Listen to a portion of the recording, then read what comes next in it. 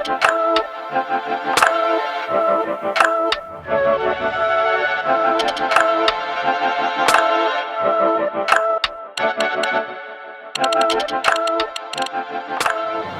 is the Kia EV6 GT, not your average Kia EV6, not your average electric car. This is a 585 horsepower monster, also costs €85,000.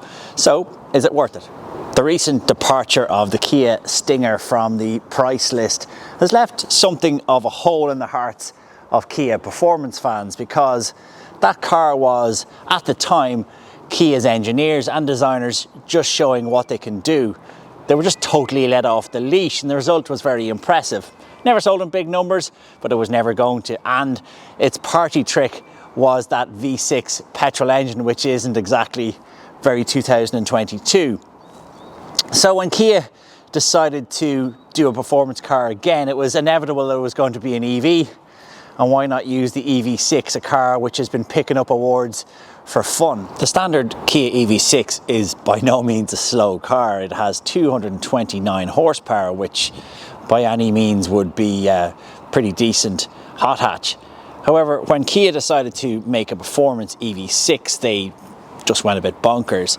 They decided to put a 367 horsepower electric motor at the back, and at the front a 218 horsepower electric motor, which makes it four-wheel drive, but also makes it insanely fast. It's got 585 horsepower in the right setting and 740 newton meters of torque. That's supercar stuff.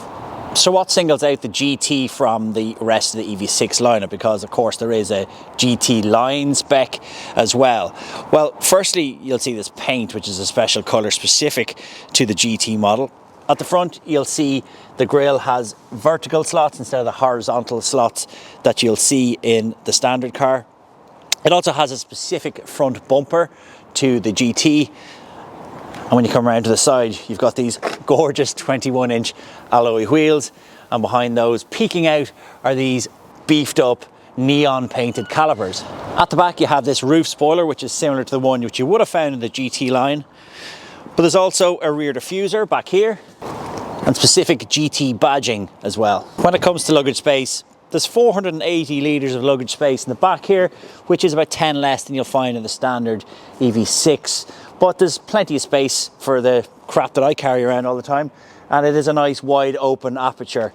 And you do have this cover to keep your belongings safe from prying eyes. There's a bag for your charging cables, and behind that you'll also find the tyre mobility kit, so no spare wheel in this car. Up front you have your front boot, or frunk, which is reduced in this car because of the placement of that extra electric motor. So it does snaffle up the space, which was about 31 litres to now down to 20. It's not massive. You're probably going to struggle to put your cables in. You might just manage one, but it's certainly reduced from the other version and becomes less practical then. Anyone jumping into this GT model from standard EV6 isn't going to notice a huge amount of difference. The main obvious difference are these bucket seats, which are really, really nice. They're actually very comfortable, they're very supportive and offer really good neck support. There are also plenty of GT touches throughout the cabin, on the dashboard, and of course on the steering wheel, where this neon green GT button resides. It's like one of those buttons that people tell you not to press, and all you want to do is press. Otherwise, you have the same standard twin dual screen setup, which is very good. The infotainment system in this is excellent. There are a lot of menus. It does take a little bit of time to get used to, but when you do, it really is top class. There are a couple of surprising things about the specification. I compared this car to a friend of mine's GT line yesterday, and we noticed that his car had ventilated seats, whereas ours only has heated seats. His had electric seat adjusters, while we are making do with manual seat adjusters, and our car was €20,000 more expensive.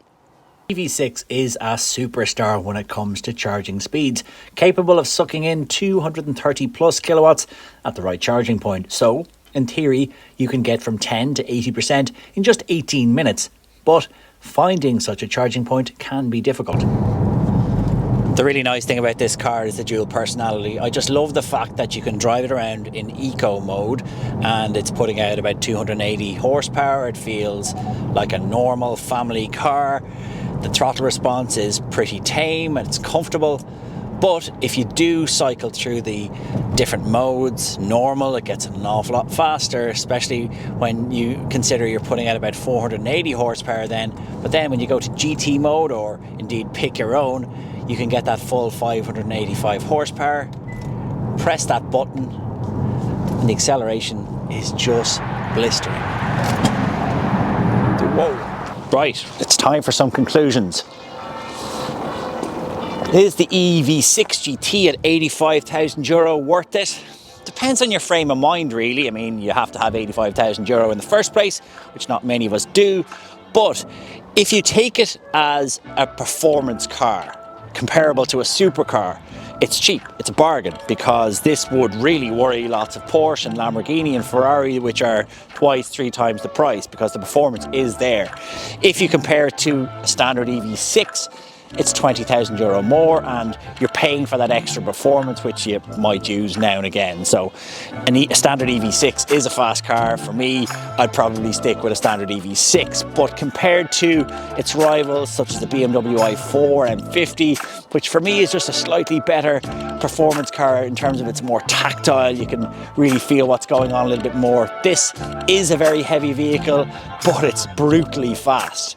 So if you are considering one of these, you're probably considering it because you want those two sides. You want a family car that will do all the family stuff, has plenty of space in the back and in the boot, but can also be a bit mischievous when you want it to be. And this certainly can be mischievous. For the chosen few, there's going to be only a handful of these around. Anyone who buys one is going to be pretty happy, and I am a bit jealous.